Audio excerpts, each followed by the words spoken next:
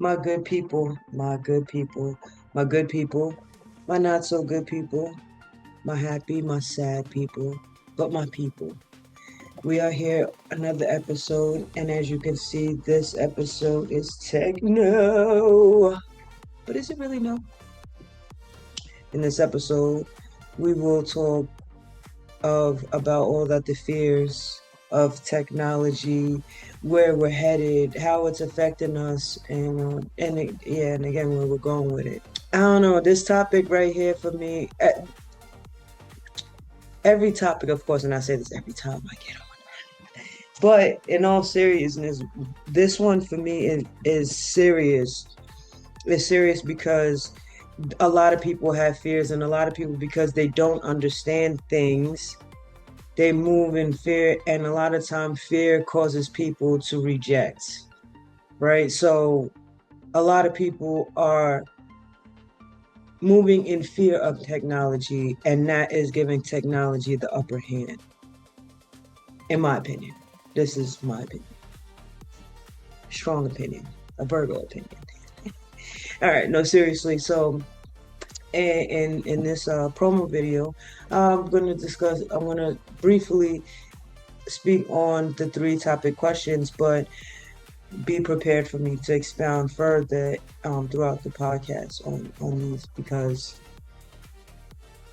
they're important, right? So in the first question, what part of modern technology genuinely scares you, even if society calls it progress? So what part of modern technology scares me? The fact that, like, where we're going with technology and AI, with being able to uh,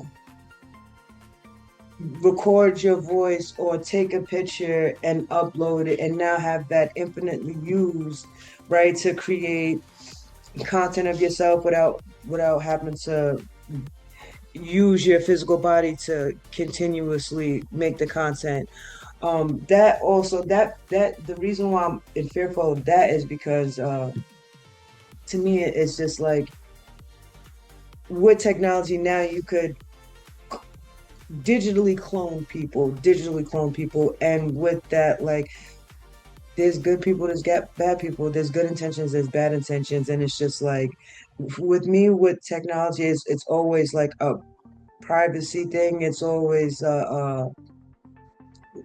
I don't know, it's just like the more you give to technology, I feel like the more you lose yourself, even if it's unintended, right? So I don't have any I didn't do the whole clone body thing. I didn't upload images of myself so that I could take like digital photo shoots and all of that stuff, because of those reasons that you see people using other people's images and voice and creating content. And I just feel like, as long as I can help that, like, nah. So that's one thing of that's one of the fears I have, like, with the progress of technology, like, is that. And the other part is, and I'm sure everybody else probably feels like this, anybody who with a thinking or critical mind, like, the mass amount of information and misinformation that's now out there, and the way that it's able to be weaponized and utilized is fearful for me. Like, so, like, you see all these posts, and you see like these fake news, you see like how they have the newscasts or whatever, and like you have to really watch and look at every little thing and be like, oh, this isn't real.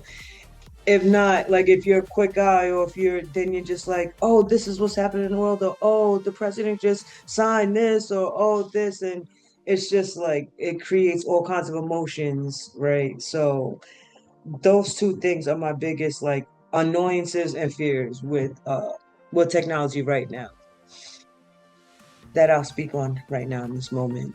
So the second question: do algorithms influence our thoughts more than we realize? Mm, that's an easy yes. That's an easy yes. Um, and the reason why I say that algorithms influence our thoughts, or do our thoughts influence our algorithms? I'm not really sure which one goes which way, because obviously they have all kinds of device information that they get through whatever devices, blah blah blah. So again, I don't know if it's our thoughts influence our algorithms, or if they play into certain people, if they play into algorithms based on individuals to create mindsets, right? But it does happen. And I'm going to tell you, just in this last week, I've been out of nowhere, out of absolute nowhere, my algorithm on Instagram has been like a lot of fights, like civilian fight, cop fight, like men beating up on women, like just fights. And I'm just like, now I'm to the point where I just like, well, now today I just actually just deleted the Instagram. I'm going to delete it for like a week or two because it's just out of control now. However, in the last week, I've noticed that my thoughts again have become extremely negative. Extreme, not negative like everything is a problem, but extremely like violent, like violent thoughts just like pop into my head like sporadically, and I have to like really like catch them. You know what I'm saying? Be like, what's going on? I'm not violent with the thought. I'm just like catch myself thinking and thinking in that way again. I'm just like, oh snap. And today I put the two and two together, and hence why I deleted the app for a while. But I do in that regard, and that's just a simple example. But yeah, I do feel like either one, either the algorithms are influencing the thoughts, or the thoughts are influencing your algorithms. But either way, it's indeed true.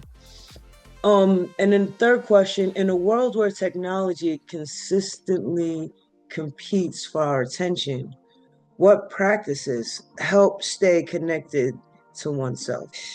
Besides the usual things that I've actually been slacking on since I pulled my back out, like stretching, those things I haven't been doing in the past like week, well, week or almost two.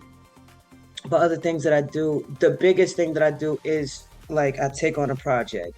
I'll take on a project and I like dive into that project, because in that project requires me to learn something new, like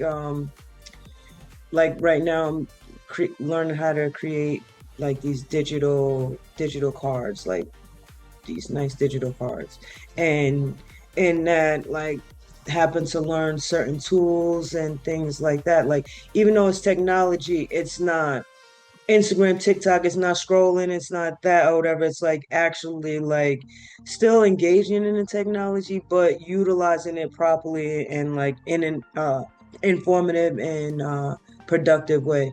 So in that, like I'm not just flowing with algorithm, like flowing with the algorithms and things like that. Like I'm actually consciously present in what I'm doing and actually intentionally learning this and learning that. So stay grounded with myself in that, like learning new things while I'm taking on new projects. That's actually my favorite way. Besides stretching, but because I can't do that right now. So those are the three things those are my three answers for Techno. But again, as we talk more and we talk deeply in the conversation, just because we fear something, we don't understand something, doesn't mean that we move away from something, or like we block or we hinder ourselves in that thing. A lot of times when you fear something, it is indication that you should move towards it, uh most of the time. Good discernment to tell you when you should move away from fear. So in that, like, let's let's be smart about this. The future is now.